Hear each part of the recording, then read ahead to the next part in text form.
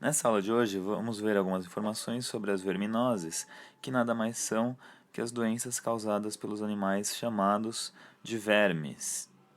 Esses animais correspondem àqueles que são classificados normalmente nos filos dos plateumintos, dos anelídeos e dos nematódios. Essa denominação verme não corresponde a um agrupamento natural, pois se nós formos analisar o cladograma, um dos cladogramas mais aceitos hoje para demonstrar a relação evolutiva entre os filos de animais, nós percebemos facilmente que esses grupos dos plateumintos, dos nematódios e dos anelídeos não formam aqui um agrupamento natural. Apesar de, obviamente, os três apresentarem ancestrais comuns, e esse daqui seria o primeiro nó compartilhado pelos três, eles não apresentam nenhum nó que seja exclusivo dos três. Esse primeiro nó, por exemplo, que os três compartilham, ele teria originado também, esse ancestral comum que estaria presente aqui, teria originado também esses outros dois filos de animais, de modo que fica fácil aqui perceber que os vermes, portanto, não formam de fato um agrupamento natural. As verminoses que nós vamos estudar nessa aula são as seguintes. As primeiras causadas por plateumintos são a teníase e a cisticercose, que estão juntas aqui, nós vamos ver o porquê, e a esquistossomose. E finalmente aquelas causadas por nematódios seriam a ascaridíase e a ancilostomose. Essas causadas por plateumintos têm algumas coisas em comum, como por exemplo o fato de que em ambas nós temos ao longo do ciclo desses parasitas dois hospedeiros, um hospedeiro definitivo e um hospedeiro intermediário. O que diferencia cada um deles é que o hospedeiro definitivo é aquele no qual o parasita se reproduz sexuadamente. E em todas essas doenças, o hospedeiro seríamos nós, os seres humanos. Já o hospedeiro intermediário seria aquele animal no qual o parasita se reproduz assexuadamente. Nessas doenças causadas por nematóides, nós temos também algumas características em comum entre elas. Nos dois casos, a gente tem um ciclo no qual existe um único parasita, um único hospedeiro, que seríamos nós. Então, não temos essa diferenciação de hospedeiro definitivo e intermediário. E a gente tem, nas duas doenças, um ciclo de vida do parasita bastante complexo, que envolve dentro do nosso corpo o sistema circulatório, respiratório e digestório. Bom, as duas primeiras doenças que nós vamos estudar são a teníase e a cisticercose. Ambas são causadas por um plateuminto denominado de tênia, ou popularmente conhecido também como solitária. A gente tem duas espécies envolvidas aqui, duas principais, a Taenia solium e a Taenia saginata. A Taenia solium ela ocorre em seres humanos e o ciclo dela envolve basicamente, além de nós, os porcos, enquanto que a Taenia saginata, o ciclo dela envolve seres humanos e os bois e as vacas. As tênias são endoparasitas extremamente adaptados a esse modo de vida parasita, no qual a gente tem inclusive a perda secundária do sistema digestório desses animais ao longo da evolução do grupo, se tornaram parasitas, portanto, muito adaptados a viver no interior do sistema digestório de um outro animal, de modo que elas, inclusive, simplesmente absorvem todo o nutriente que está presente nesse local. Elas não apresentam mais um sistema digestório próprio. Bom, a infecção, no caso da teníase, ela se inicia quando a pessoa ingere carne contaminada com cisticercos, que são larvas da tênia, não os ovos, mas sim larvas da tênia. Essa carne contaminada, ela tem mais ou menos esse aspecto. Nós temos aqui então uma carne crua com cisticerco aqui bem visível. Esse cisticerco, quando a carne é bem cozida, ele morre, ele é eliminado, mas se a pessoa ingere a carne mal cozida, mal passada ou crua, essa carne pode sim conter essa larva da tênia. Bom, a pessoa ingere então essa carne contaminada e dentro do seu corpo a carne com cisticerco passa pelo esôfago, pelo estômago até atingir o intestino delgado, local onde a larva se transforma no verme adulto. Esse verme adulto ele possui uma cabeça modificada, que está representada aqui, cuja função é basicamente ancorar o animal na parede interna do intestino delgado da pessoa. O corpo desse verme começa a se alongar com o passar do tempo, formando esses segmentos chamados de proglotes ou proglótides. Cada uma dessas proglotes possui a capacidade de formar inúmeros ovos, e quando essas proglotes vão ficando maduras, elas vão se rompendo, se desprendendo e se misturam às fezes da pessoa e liberam esses ovos todos. Quando a pessoa defeca, num local onde não existe saneamento básico, por exemplo, essas larvas são esses ovos são eliminados no ambiente e podem se espalhar pelo local. E, no caso, pode acontecer de um porco se alimentar desse alimento contaminado com os ovos. E uma vez isso acontecendo, esses ovos chegam até o intestino delgado do porco, no caso. Lá, esses ovos vão se romper, vai sair uma larva de dentro de cada um desses ovos, e essa larva ela perfura o intestino delgado desse porco. São larvas microscópicas que, após perfurarem essa parede interna do intestino delgado, passam para dentro do seu sistema circulatório, como nós estamos vendo aqui nessa imagem. Lá no sistema circulatório, elas migram pelo corpo do animal até encontrar um local adequado para sua fixação. O local mais adequado, no caso, seria a musculatura do porco. Elas se fixam nessa musculatura e lá elas vão ficar nessa fase larval até o momento que um outro animal, um ser humano aqui no caso, ingira essa carne e o ciclo vai se reiniciar. Dentro do corpo da pessoa, esse animal, caso exista mais de uma tênia, pode se reproduzir sexuadamente, de modo que o ser humano é considerado, portanto, o hospedeiro definitivo desse verme. Bom, a cisticercose, isso que nós vimos agora é a teníase. A cisticercose acontece quando a pessoa ingere não o cisticerco, mas o ovo da tênia, quando ela ocupa o papel aqui do porco, no caso. Então, uma primeira pessoa defecou, suas fezes tinham proglótides com ovos que se espalharam pelo ambiente e caiu em cima de determinado vegetal. Uma outra pessoa ingere esse vegetal sem a devida higienização e ingere, portanto, ovos da tênia. Dentro do corpo da pessoa vai acontecer o mesmo que aconteceu no corpo do porco. Então os ovos vão se abrir no intestino delgado, liberando larvas que perfuram a parede interna do intestino delgado dessa pessoa, caindo na sua circulação, e lá elas vão viajar pelo corpo do indivíduo até encontrar um local adequado para sua fixação. O local mais adequado, no caso, seria a musculatura, qualquer músculo aqui do corpo dessa pessoa. Pode acontecer, no entanto, dessa larva se fixar, se instalar no cérebro da pessoa. E isso seria o caso mais grave de todos. Quando isso acontece, o indivíduo infectado pode sofrer de convulsões e desenvolver inclusive uma epilepsia grave. A outra doença que nós vamos ver é a esquistossomose, também chamada de barriga d'água. Nessa doença, causada por um plateuminto também, da espécie Schistossoma mansoni, a gente tem a doença causada não pela ingestão de ovos ou de larvas, mas sim pela penetração ativa na pele desse verme. Então, o verme penetra ativamente a pele das pessoas e é desse modo que ocorre a infecção. Um ponto interessante dessa doença, desse verme, é que os machos e as fêmeas, como nós vamos ver, são muito diferentes um do outro, e essa é uma característica interessante, então, dessa doença em particular. O ciclo da doença se inicia, a infecção, da pessoa se dá em lagoas nas quais a gente tem a presença dessa larva do animal, denominada de cercária. É uma larva extremamente pequena, com mais ou menos 500 micrômetros de comprimento, ou 0,5 milímetros. E quando ela está presente na lagoa, se a pessoa coloca o pé ou mergulha nessa lagoa, essa larva pode penetrar ativamente a pele da pessoa, caindo na corrente sanguínea. Uma vez na corrente sanguínea, ela circula pelo corpo da pessoa e acaba se alojando em órgãos como o fígado, até se tornar adulta. Uma vez adulta, essa larva, ou então esse verme, né, agora migra pelo corpo da pessoa e vai se instalar nesses vasos que irrigam o intestino. Então ele não fica exatamente dentro do intestino como a tênia, mas sim nesses vasos sanguíneos que irrigam o intestino.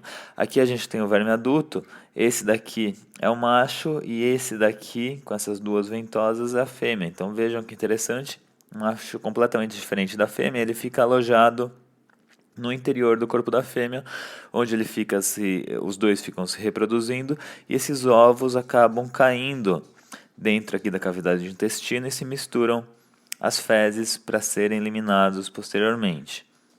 Bom, a pessoa que é acometida por essa doença, ela pode apresentar essa característica aqui bem marcante, que é chamada de barriga d'água. Então a barriga da pessoa pode ficar extremamente inchada por duas razões. Uma, porque o fígado pode aumentar muito de tamanho. Outra razão é porque pode haver a saída de líquidos dos vasos sanguíneos e o sistema linfático ele pode estar também obstruído e ele não dá conta de drenar esse líquido todo que começa a se acumular nessa região do corpo da pessoa. Então, ela, apesar de ficar ainda com esse aspecto magro, ela pode ter a barriga, e somente a barriga extremamente inchada. A pessoa infectada, ela vai então liberar junto com as fezes dela ovos desse plateuminto. Esses ovos, se eles caírem em contato com o ambiente aquático, eles vão eclodir, liberando essa larva, que é chamada de miracídio. Então, é uma larva cheia de cílios, que nada ativamente na lagoa em busca de um caramujo. Ela, encontrando esse caramujo planorbídeo, ela penetra a pele do caramujo e começa a se reproduzir assexuadamente. Então, o caramujo é o hospedeiro intermediário, aqui no caso, no interior do corpo do caramujo. E é interessante que uma única larva, nesse tipo miracídio, pode dar origem a até 200 mil cercárias, que saem então do corpo do caramujo e passam a nadar aqui nesse corpo d'água em busca agora do hospedeiro definitivo, que no caso seria o homem. A próxima doença seria a ascaridíase, ou lombriga. É uma doença causada agora por um nematóide da espécie Ascaris lumbricoides, e esse nematóide ele fica instalado no intestino da pessoa infectada, alimentando-se basicamente dos nutrientes presentes no intestino da pessoa. O ciclo de infecção, como eu já havia comentado, é bastante complexo no sentido do caminho que esse animal faz no corpo da pessoa ao longo da infecção. Ela se inicia pela ingestão de ovos desse verme, que estão presentes, por exemplo, em legumes, verduras mal higienizados, não muito bem lavados. Uma vez ingeridos esses ovos, eles passam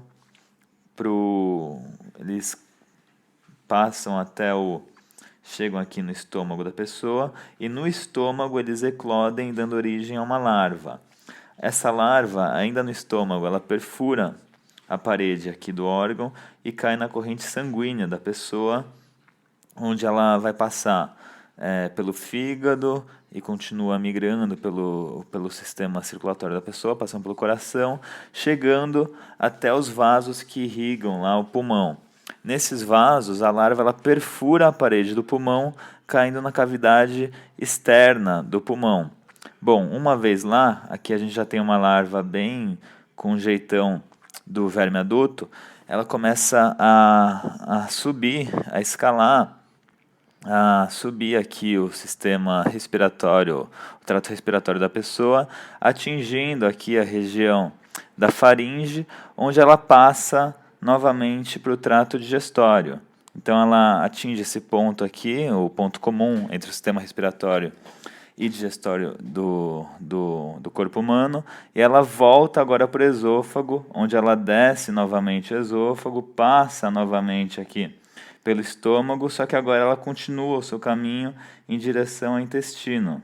E é justamente aqui no intestino onde ela vai, de fato, se instalar. Então, normalmente, o verme adulto ele vai ficar aqui na região do intestino delgado da pessoa, e lá a gente pode ter muitos e muitos vermes instalados, eles vão se reproduzir e vão liberar ovos aqui nessa região. Os ovos vão se misturar com as fezes da pessoa e vão ser liberados junto com as fezes para o ambiente. Caso a pessoa defeque num local sem saneamento básico ou ar livre, essas fezes podem se misturar ao ambiente junto com os ovos, tal, podem inclusive contaminar poços ou locais onde exista irrigação de alimentos e produção de alimentos, e esses ovos, uma vez presentes na comida, podem ser, caso a comida não seja bem higienizada, ingeridos por uma outra pessoa, dando início novamente a um novo ciclo de infecção.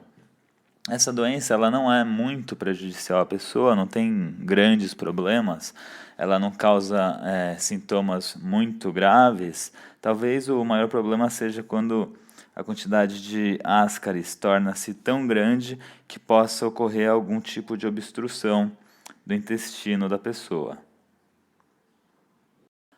A última doença seria a ancilostomose, também chamada de amarelão, e também é uma doença causada por um verme do grupo dos nemateumintos.